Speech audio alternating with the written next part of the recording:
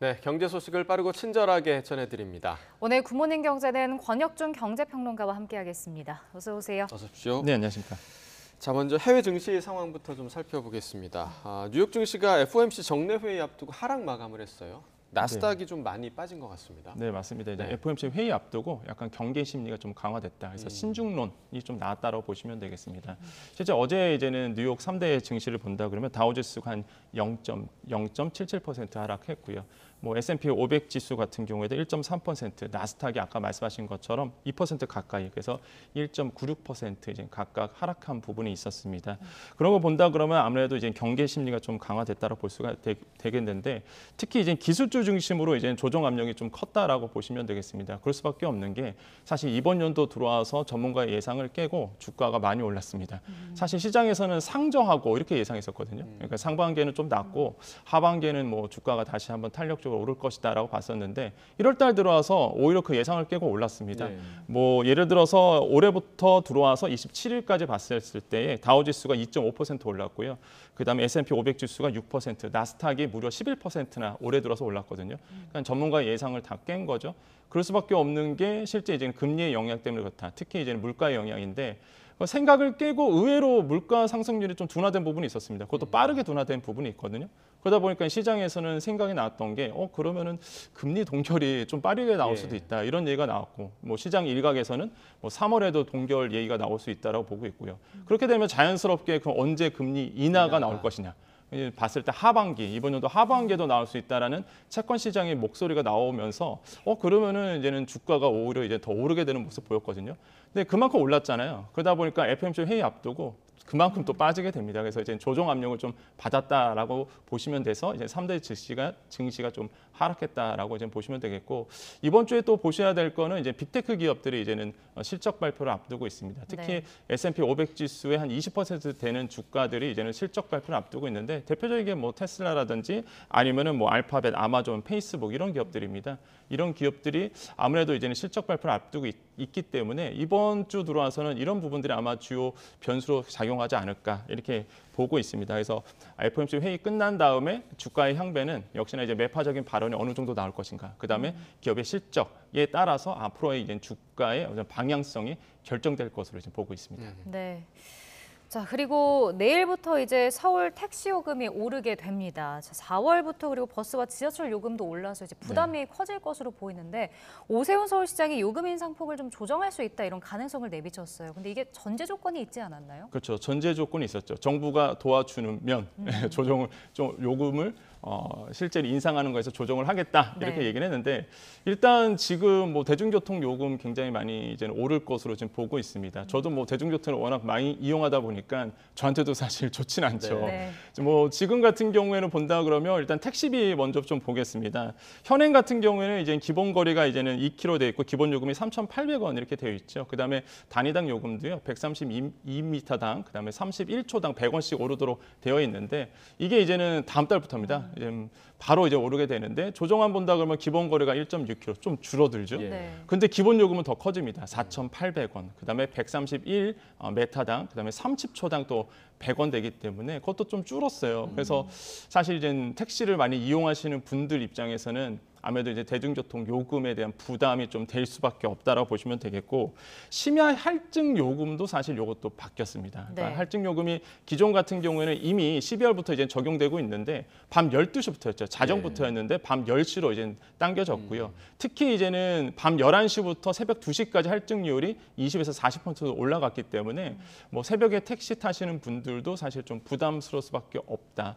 특히 이제는 이거는 중형 택시 얘기거든요. 대형이라든지 모범도 이번에 이제 오를 것으로 지금 보고 있습니다. 기본 요금이 6,500원인데 7,000원으로 이제 또 오르게 되거든요. 이런 거 봤을 때 아마 대중교통 이용하시는 분들 부담스럽고요. 특히 이제는 택시를 잘 이용하지 않으신 분들은 가장 많이 이용하시는 게 버스와 지하철입니다. 예. 근데 버스와 지하철도 지금 이제는 4월부터 지금 노력은 하고 있죠. 서울시에서 4월부터 올릴 거야라고 보고 있는데, 뭐 스케줄대로 갈지는 모르겠지만 일단 예상은 이제 4월에 목표를 두고 있습니다.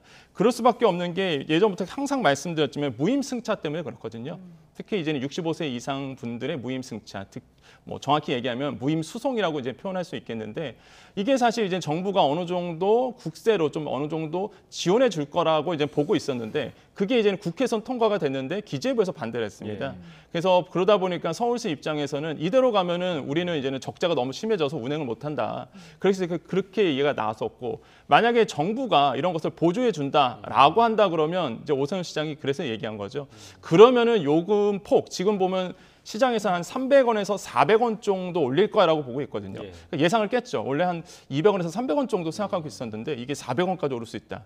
부담되다 보니까 만약에 중앙정부가 도와주면 이 요금 인상폭을 좀 조정할게라고 이제 얘기하고 있거든요. 제가 봤을 때는 기재부에 대한 압력을 좀 주고 있다, 서울시가. 그래서 과연 이제 기재부의 전환적인 판단이 나올지는 뭐 지켜보셔야 되겠지만 현행대로 된다 그러면 뭐 택시비 오르죠. 그다음에 지하철, 버스 다 오르게 됩니다. 그래서 서민들 입장에서는 발걸음이 좀 무겁게 됐다라고 이제 말씀드릴 수 있습니다. 네, 시민들이 부담을 고스란히 좀 떠안아야 할 상황이기 때문에 기재부와 좀 원활한 협의가 필요할 것 같고요. 또 다른 이제 문제, 난방비 문제입니다. 정부가 이제 1,800억 원을 긴급 투입하기로 했는데 지금 이게 거의 취약계층에만 집중돼 있는 그런 대책이고 이제 윤 대통령이 중산층 부담 경감 대책을 마련하라 이렇게 지시를 했습니다. 어떤 대책이 좀 있을까요? 지금 이제 시장에서 나오고 있는 게 우려스러운 게 뭐 에너지 바우처에 대한 얘기입니다. 이게 핵심적으로 해서 제가 뭐 YTN에 나와서 말씀드렸지만은 에너지 바우처 같은 경우는 취약계층 중심으로 짜져 있거든요. 이게 뭐 117만 가구 좀 넓힌다 그러면 한 160만 가구 정도가 해당이 되는 건데 근데 에너지 바우처에 대한 그 조건도 굉장히 까다롭습니다. 두 가지 큰 조건이 있는데 첫 번째가 소득 수준입니다. 그러니까 생계급여라든지 아니면 교육급여라든지 의료급여 이런 주거급여를 받으시는 분들만 해당이 되고요. 그것만 끝나는 것이 아니라 또 같이 사시는 분들 세대원 특정 기준도 있어요. 그 안에 뭐 영유아가 있다든지 노인이 계신다든지 아니면 임산부가 있다든지 이 두 가지 조건을 다 만족해야지만 사실 취약계층 에너지 바우처를 받을 수 있습니다. 그러다 보니까 117만 명, 좀 넓게 보면 160만 명이 여기에 해당되는 거고 그러면 나머지 이제 서민들이라든지 나머지 중산층은 사실 이거 받을 수는 없거든요. 그래서 이제는 얘기가 계속 시장에서 나오고 있다라고 이제 보시면 되겠습니다. 그래서 시장에서 요구하는 것은 이거예요. 소상공인들도 이거 도와줘야 된다. 왜냐하면 소상공인분들이 지금 연료비 폭탄 맞았거든요. 특히 이제 음식점 하시는 분들은 가스를 계속 틀잖아요. 네. 특히 냉장고 같은 것도 계속적으로 전기료도 크게 오르다 보니까 뭐 계속적으로 이런 뭐 난방이라든지 전기에 대한 압박을 좀 받고 있습니다. 그래서 이제는 소상공인 분들도 사실 이거 도와줘야 된다라고 나오고 있고 금방 말씀한 것처럼 중산계층도 이 부분에 대한 바우처의 어떤 범위를 좀 넓혀서 실질적인 혜택을 받을 수 있도록 해야 된다는 것이 지금 시장의 이제 목소리입니다. 근데 사실 이게 쉽지만은 또 않은 게 예산은 한계가 있고 지원해야 될 대상은 많다 보니까 과연 정부가 어느 정도 이 에너지 바우처의 폭을 늘려줄지는 이번에 좀 지켜보셔야 되겠습니다. 네.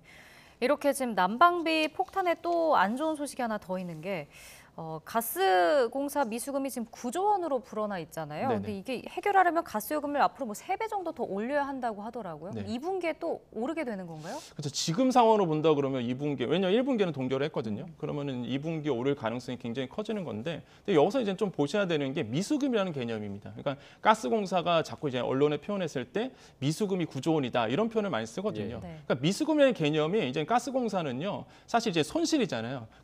에너지 가격을 비싸게 사서 원가 이하로 싸게 팔다 보니까 손실이 날 수밖에 없는데 이거를 회계상 미수금으로 처리합니다. 손실이 아니라. 그럼 미수금이라는 얘기는 결국에는 외상채권 얘기거든요. 나중에 걷어들일 거야 이거거든요. 그러다 보니까 회계 처리할 때 미수금으로 처리하는데 근데 이게 전제 조건이 뭐냐면 9조 원이라는 전제 조건, 그다음에 3배를 올려야 된다는 전제 조건이 올해 안에 이 미수금을 회수하는 조건 하에서 그렇기 때문에 3배를 올려야 돼 이거거든요. 그러니까 올해 안에 이 미수금을 9조 원을 다 회수한다? 그럴 이유가 전혀 없거든요. 그러니까 이제는 언론에서 표현했을 때 이제 가스공사 입장에서는 이제는 가스 요금을 올려야 되기 때문에 이제 경각심을 주기 위해서 이 미수금을 올해 안에 다 만회하기 위해서는 지금으로부터 3배까지는 올려야 돼라는 표현을 쓰는데 사실 다시 한번 강조드리지만 이래까지 한 해 그 미수금을 다 걷어들일 그런 스케줄은 없었습니다. 지금까지는. 그래서 그거는 약간 이 가스공사 쪽에서 가스 요금을 올리기 위한 당위성에 있어서 표현을 했다는 것이라고 좀 보고 있고 일단 그러다 보니까 가스공사 입장에서도 단계적으로 올리겠다 이런 표현을 지금 쓰고 있거든요. 계획은. 그래서 2026년까지는 조금 미수금을 확보하기 위해서 한 1.5배, 한 1.9배 정도는 이제 올려야 된다라는 표현을 그래서 나오고 있고요. 어쨌든 간에 이제는 가스 요금은 오를 수밖에 없습니다. 그런데 시장에서 시장에서는 지금 봤을 때 1분기는 동결 했고요. 2분기에는 가스 가격까지도 이제 올릴 수밖에 없고 시장에서는 한 1.5배 정도는 아마 오르지 않을까 이렇게 보고 있고요. 가뜩이나 지금 이제 가스 가격 때문에 억눌리고 계시는 이제 서민들, 특히 이제는 영세 자영업자 분들 입장에서는 이런 가스 요금까지 오르게 되고 전기 요금도 또 오르거든요. 그래서 이런 부분들이 굉장히 안타깝게 생각하고 있다라고 보시면 되겠습니다. 네. 계속해서 좀 힘든 얘기만 하니까 마음이 계속 좀 불편한 것 같은데 네네. 그 전기차 얘기를 좀 해보겠습니다. 그 테슬라가 전기차를 대폭 할인을 했는데 포드도 전기차 가격을 내린다고 합니다. 사실 이런 거를 생각을 해보면 아니 이렇게까지 싸게 팔 수 있는 거를 왜 그렇게 비싸게 팔았나 싶은 생각도 좀 들거든요. 그렇죠. 회사 입장에서는 이게 수익에 도움이 되는 건가요? 어떤가요? 안 되죠. 당연히 이제 회사 입장에서는 아니 누가 이렇게 물건값을 싸게 팔면 이윤이 그만큼 줄어들잖아요. 특히 영업이익이 이제 줄어들게 됩니다. 원가 자체가 사실 이제는 좀 낮아지면 좋겠는데 네. 원가 자체는 그대로 있거든요. 그러다 보니까 판매 가격을 낮춘다? 그럼 매출액이 떨어지다 보니까 당연히 이제 영업이익도 떨어질 수밖에 없는데 근데 그럴 수밖에 없는 지금 이제 가격을 다운할 수밖에 없는 이유가 사실 이제 매출이 그만큼 좀 늘지 않은 부분이 있습니다. 판매가 잘 되진 않거든요. 그러다 보니까 이제 가격 인하를 통해서 이제는 판매를 늘리고자 하는 고육지책이다라고 보시면 되겠는데 이게 선도업체는 사실 이렇게 가격 비용 우위 전략이라 보통 얘기를 하죠. 우리 경쟁 우위 전략에 보면은 비용 우위 전략을 해서 가격을 낮춥니다. 그래서 선도기업은 이걸 감당이 가능해요. 예를 들어서 테슬라 같은 경우는 가격을 낮춰도 사실 이윤이 있기 때문에 좀 버틸 수 있는데 이제는 뭐 말 그대로 경쟁업체 같은 경우에는 이제 선도업체가 가격을 낮춰버리면 굉장히 힘듭니다. 네. 그래서 지금 보고 있는 이제 후반 업체들이 수익에 이제 부정적으로 좀 보고 있고요. 그렇게 된다 그러면 이제 포드 같은 경우가 대표적인 게 따라서 내릴 수밖에 없거든요. 네. 그러니까 과연 포드가 가격 인하를 같이 단행을 했는데 한 8% 정도 가격 인하를 했는데 과연 테슬라처럼 이제 비용 우위 전략을 써서 버틸 수 있을지 시장에서는 좀 모니터링을 하고 있고 그러다 보니까 주가에서 주식시장에서 바로 반응을 했거든요. 주가가 또 떨어졌습니다. 예. 그래서 그런 거 봤을 때 과연 후반 업체들이 버틸 수 있을지 여기서 본다 그러면 우리나라의 또 현대기아차입니다. 그게 저는 너무 안타깝게 지금 생각하거든요. 테슬라가 가격 떨어뜨리면 지금 말 그대로 지금 보조금도 못 받는 상태에서 가뜩이나 더 어려울 가능성이 있다. 그래서 지금 많은 언론들은 뭐 테슬라 가격 인하하고 그다음에 뭐 포드 가격 인하하는 것만 보고 있는데 그 이면에는 우리나라의 현대기아차의 또 수출 경쟁력이 잃어갈 수밖에 없기 때문에 이런 것들도 이제 정부가 좀 신경을 써줘야 된다고 생각을 해봅니다. 네, 우리 기업들에도 영향을 미칠 수 있는 지금 조치다라고 네, 맞습니다. 이야기를 해주셨습니다. 권혁중 경제평론가와 함께 경제 이야기 나눠봤습니다. 고맙습니다. 고맙습니다. 네, 감사합니다.